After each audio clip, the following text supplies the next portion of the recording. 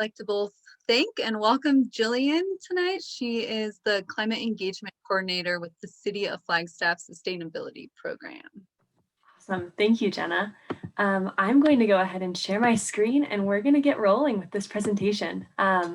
I know I've seen a few of you before, or I recognize your names or faces from other presentations and other work that we've been doing on the climate emergency. This is a new presentation, so hopefully this is some new information, some repeated, but hopefully you all will get something out of this. So as Jenna mentioned, I am here to talk about the Climate Emergency Declaration and the latest updates that we have about the declaration. So this presentation is only going to be 15 or 20 minutes. It's pretty short, but I'm going to go through the background, so the greenhouse gas emissions in Flagstaff, the climate emergency, what it is, what it means, and then our path to carbon neutrality and the action steps that we know that we need to take, and then we'll dive into more about our next steps. So starting out with that background, this is just a summary of Flagstaff's greenhouse gas emissions. This is the 2016 greenhouse gas inventory, and you'll see that our building sector, so the power that goes to our buildings, is one of our biggest emission emitters, as well as our transportation sector. And then third there is waste. So those are the three big areas that we want to focus on when we think about how we reduce our greenhouse gas emissions. So now moving into the Climate Emergency Declaration. On September 20th of 2019, we had community members gather on City Hall lawn and for just that big rally about climate change, and community members gathered signatures for a petition there in order to get a climate emergency declaration declared. And then on June 23rd of 2020, that goal came to fruition. The climate emergency was declared by resolution by City Council, and it was passed unanimously. So this is the breakdown of what the Climate Emergency Declaration actually means. So there is a lot of more formal language in the actual written out declaration, but this is the summary of the 8 different points. And I'll just highlight a few of them right now. The biggest one is that we know that this means that we have to dramatically increase the speed at which we act and the actions that we take. We know that this means that we need to take really bold actions really quickly. So we need to think about it as a mobilization effort as we move forward. It also commits to educating residents and youth especially, and thinks a lot about vulnerable communities and putting the most vulnerable at the forefront of that decision making. It also joins over 1,500 other governments, whether those are municipalities or states or counties, in that call for a climate emergency and mobilization. And then we also are working to advance our goals for the Climate Action and Adaptation Plan to achieve carbon neutrality by 2030. And that number 7 there in the bold is a lot of what I'll be focusing on for the rest of the presentation. But then number 8 at the bottom there is also really important because it challenges all other governments to also take on this work and declare a climate emergency. So just as a background, piece of information to get everyone on the same page. Carbon neutrality, what is it? So we want to think of it as the amount of CO2 we emit per year, and the amount that we either reduce or offset has to be equal. So you can think of it as like a net zero level rather than just absolutely zero emissions. We know that it's really unlikely that we will be able to completely reduce our community-wide emissions by 2030. So whatever we cannot reduce, we know that we will have to offset or sequester in some way.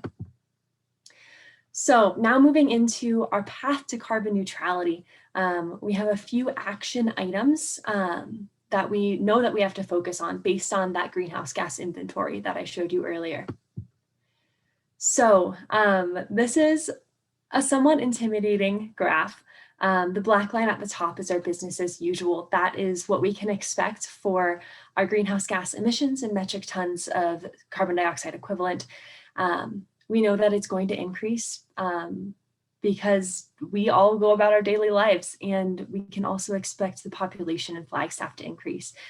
So if we did absolutely nothing from 2016, we could still expect those emissions to increase. But it's a pretty steep line to get down to that red star at the bottom, that carbon neutrality mark. And in my mind, that just shows me how much work we have to do as a community. But we have a roadmap to get there. We have been working with a consultant to sort of crunch the numbers, figure out exactly where we have to make the cuts to our emissions in order to get to that red star at the bottom, that carbon neutrality mark. So a lot of it has to do with our travel choices and our consumption of goods, and the energy that we use in our homes and businesses. And then as well as that big orange chunk at the bottom, that carbon sequestration. So thinking about how, if we do emit anything, how do we pull something equivalent out of the atmosphere? And that technology is still being processed at this moment. There's a lot of research in carbon sequestration right now. So I will dive more into that a little bit later on, because that can be a complicated subject. So we know that from that technical analysis from the consultants that we have our emission reduction target areas, and these are all listed here.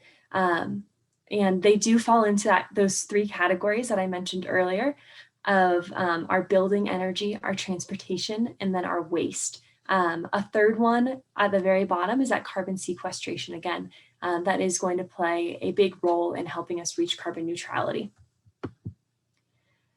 So now I'm going to kind of dive into each one of those target areas, talk about what it means for us, considerations that we have to be aware of as we create policy and create programs to help with this, and then actions that the city is taking and that community members can take as well. And I'll also highlight some areas where that collective action will be really important for us moving forward. So cleaner electricity. Renewable energy is great. If we want clean electricity, then we need 100% of our electricity to come from renewable sources that don't emit those greenhouse gases. So our goal is 100% renewables for the municipal organization by 2025, and the whole community to be 100% clean or renewable by 2030. We have to keep in mind that this could get expensive. It doesn't quite align with APS's goal. The APS goal is to achieve 65% carbon free by 2030, which means that we as a community, as a municipality, have to come up with the rest to figure out how we can get to that 100% clean energy goal. We also need to think about equity concerns as far as prices for electricity and what that will mean. Who is the most able to put a solar panel on their house? Those are just things that we have to think about while we're in this planning process. And just thinking about it from a municipality standpoint, the municipality alone needs 19 to 30 megawatts to power all of the buildings. So that is a huge chunk of energy. That would be a pretty large solar array. So it's something that we have to plan for moving forward. So some actions that we're taking, we have launched the Solar United Neighbors. I think it's called a co-op, I'm not sure, but it is Solar United Neighbors. And this really cool opportunity where community members can work together collectively in order to get better prices on their solar. So it's a really awesome project, and there's a lot of information about that on our website. I know they are hosting webinars if you are interested in that. I can also send Jenna an email because that's a really cool initiative that we just started. We are also in the planning stage for Red Gap Ranch Solar, and we are in an alliance with APS to work with them on getting that carbon-free energy. I will also mention that the Arizona legislature, I'm not exactly sure what happened, but they were voting on whether the Arizona Corporation Commission was able to establish clean electricity targets for the state. And that will be really important to helping us figure out whether this is something that we can even do, whether we'll be able to move forward with these goals. The next target area is reducing our building energy demand. So this is our energy efficiency. So how can we make our buildings more efficient? And so just so that we use less energy. As I move farther in, I'll talk more about how we have to reduce the energy load on the grid that we already have, because we're going to be putting a lot more things on the grid. So we have to think about how the state legislation is putting restrictions on how we can, or limits the restrictions that we can put on new natural gas infrastructure. So we were thinking about putting a new building code in place that limits natural gas, because we know that natural gas cannot be carbon free, whereas electricity can. But that is something that we cannot totally restrict. It's not completely within our power anymore. And this is really related to those other building energy sectors target areas. It's also really important for the green jobs and economic development.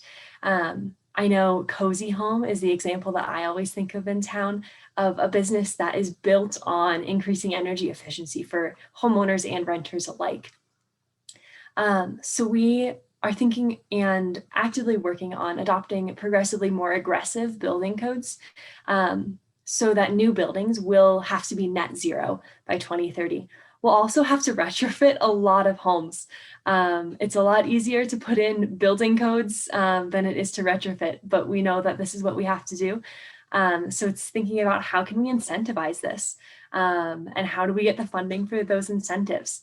And then we also need to continue to expand that energy efficiency training for the local contractors that we do have here. And then building fuel switching. So like I said before, we're going to be switching a lot of things to electricity rather than running on natural gas or other fossil fuels. So this includes water heaters and stoves up to industrial processing facilities. Having those rely on electricity will help us reach that clean energy goal. We have to think about how this impacts jobs and those economic development benefits. Again, clean energy is a great place for jobs right now. And then we also have to think about the stronger policy and programming support that we need from the ACC. And that's one area where collective action is super important. Contacting the members of the Corporation Commission is a really powerful action. And yeah, I'll leave that there. So supporting actions, again, those electrification retrofits will have to happen by 2030. And something that we are actively working on is the electrification of city-owned buildings. And then we want to think about our waste and the materials management in our landfill operations, as well as our consumption overall. The first step, if we think of the reduce, reuse, recycle mantra, you always want to reduce first. So thinking about how we can decrease our overall consumption as a city, so we're just sending less stuff to the landfill. And then improving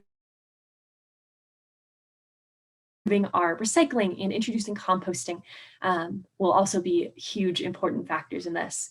So right now we know that solid waste does account for about 10% of our overall emissions in the city, and we have embedded emissions from consumption, which could increase our overall emissions by up to 60%. Right now, our greenhouse gas inventory is not consumption based, but if it were, that is where that large increase could occur. So we are planning on launching a landfill gas collection and flare system in 2030, which will give us energy and help make the landfill emissions a lot better for everyone, frankly. We're also studying the feasibility of large-scale digestion at the landfill, which would start by 2035. And then composting, we're actively working with NAU to start drop-off for the larger community by 2025 and pickup options by 2028. So it would be similar to how the city picks up your recycling, for example. And then we're also working on a possible solar installation on capped landfill sectors. And then moving into a transportation sector, we want to think about how we shift our whole transportation system. So compared to today, we can expect to spend a lot less time in our cars. we want to think about this as vehicle miles traveled. We want to decrease that by 50%. So that is cutting the trips in town in half, which is significant. And it means that we need to think about how we can design our city to help encourage walking and biking and taking the bus for more and more trips. So we did talk about this extensively with our steering committee, and they told us we need to commit to aggressive change and making difficult choices. And some of that might mean taking away lanes from cars. And that could mean that it takes longer to get around town in your car, but then that in turn incentivizes walking and biking and busing. We want to shift those systems to make the individual choices preferable for everyone. We are planning on investing a lot of money into active transportation programming. The active transportation master plan did go before council within the last month, I believe. And we're also investing a lot of money into bike and pedestrian capital improvements. NAPSA did just get a grant to improve bike and pedestrian infrastructure in the city. So that was a really exciting win for them. We also just want to think about this, as I said before, as a transportation system as a whole. So thinking about those connections between walking and biking and busing and just how people get places. And sometimes that might mean increasing our density in our neighborhoods and building mixed use neighborhoods. I always like to think of it as, could I walk to my grocery store? And would there be a grocery store and a coffee shop and a park within my neighborhood that I don't have to drive through? That's a 15-minute walk or less, where I'm able to take a sidewalk that's connected the whole way there. And then we also think about this for our electric mobility. So this is not just electric cars, but there's the new technology that we have that runs on electricity, such as electric bikes, bike share, hoverboards, electric buses for mountain line and NAU fleets. And then the last step there is the electric vehicles. So we know that electrification is not a silver bullet. The priority has to be on decreasing our dependence on personal vehicles overall. Those single occupancy vehicles, if we're driving alone, for example, that's what we really want to focus on. We know that there's a ton of technology in this area, which is so exciting. Like in the last 10 years, e-bikes have become this huge revolutionary technology, and it can lower carbon, and it also helps our land use impacts. And then we also want to think about prioritizing the vehicles traveling the most. So if a vehicle only drives 10 miles a week compared to a vehicle that drives 100 miles a week, we probably want to electrify that vehicle that does 100 miles before the 10-mile vehicle. So some actions that the city are taking here is installing electric vehicle charging stations at city facilities. There are 2 charging stations at City Hall right now. They are completely free at the moment. So if you ever are downtown, you can just pull up into the City Hall parking lot, park your car there, and charge it for free. And those are being added at a few city facilities. We are working on grant funding for that right now. We're also adding building code requirements for electric vehicles. So new buildings will need to have the correct outlets in order to charge the electric vehicles. And then that carbon sequestration sector. It's the process of capturing atmospheric carbon dioxide. So we want to completely remove that carbon dioxide from the atmosphere. There's a few technologies that do this. The best example that's the easiest to understand is trees. Trees are natural carbon sequestration masters. So there's a lot of work being done in this sector, as I mentioned before. But thinking about this from the city perspective, the amount of carbon sequestration will depend on the impacts of the other target areas. So if we can't reduce our emissions from other areas, then we'll have to sequester a lot more carbon. We also have to study the feasibility of our various land management practices. We are not the rainforest by any means. It's a lot harder to grow trees here, for example. So we have to kind of figure out what is viable for us. We are looking at Red Gap Ranch as a possible site for a sequestration project, and also thinking about smaller scale regenerative agriculture, meadows, and forests as different locations for that sequestration. So when we think about the carbon neutrality plan, this is a living document. We are planning on updating it regularly based on actions and new technologies that come out, and state and federal programs, and then also the needs of our vulnerable populations. We have to think about community action and what is the community excited about that we can sort of build on that energy to get us moving all in the right direction. And then of course, we also have to think about our funding availability. So right now we are looking at two different options. We're calling them a scenario A and B for our carbon neutrality pathways. So scenario A is basically what I was talking about earlier. So it's focusing on that reduction of emissions. I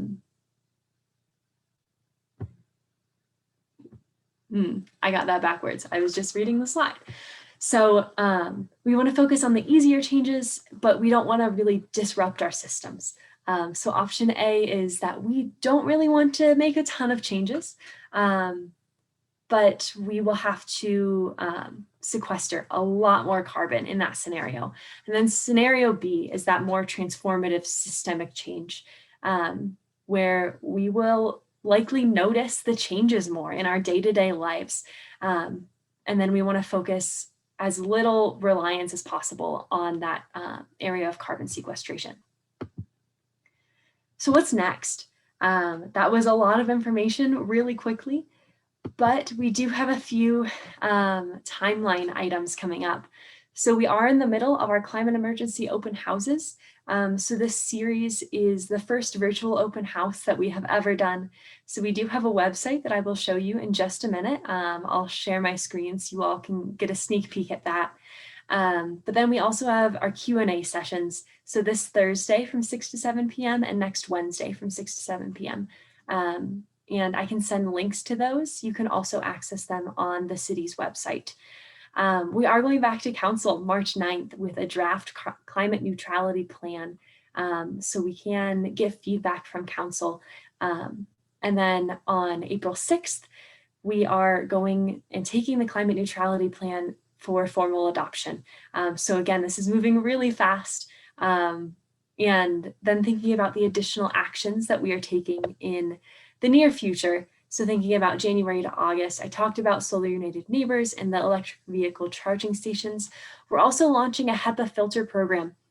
So we are purchasing with grant funding HEPA loan or HEPA air filters, and you will be able to take one of these home with you. And these filters are able to clean the air. We're thinking about this especially around fire season, so that if you can close the windows in your home and run this filter, then the air in your home will be clean enough to breathe safely, especially thinking about vulnerable populations who are most affected by unclean air. We are also working on an energy conservation audit at the moment. So I'm going to go ahead and move over to the Climate Emergency Open House website. So this is what you should see if you go to our website. I will drop the link in the chat once I am done here, but you'll be asked to log in. I am already logged in, which is why I just have a continue button here. But it's really easy to set up an account. You just use your name and email and then you're in. And I'm going to click continue. And then you'll be able to access a bunch of videos and resources from the community. So we have experts talking about the path to carbon neutrality. So all of those target areas that I was talking about, we have people who know a lot more about them, who dive into detail about why they're so important to carbon neutrality and exactly how, what actions we have to take to implement them. So there's a lot of really good information there. There are some videos from youth and high schoolers in the community that are really powerful, and a lot of activists as well who are sharing what they're passionate about. And it's a really exciting website that we're so happy is launched.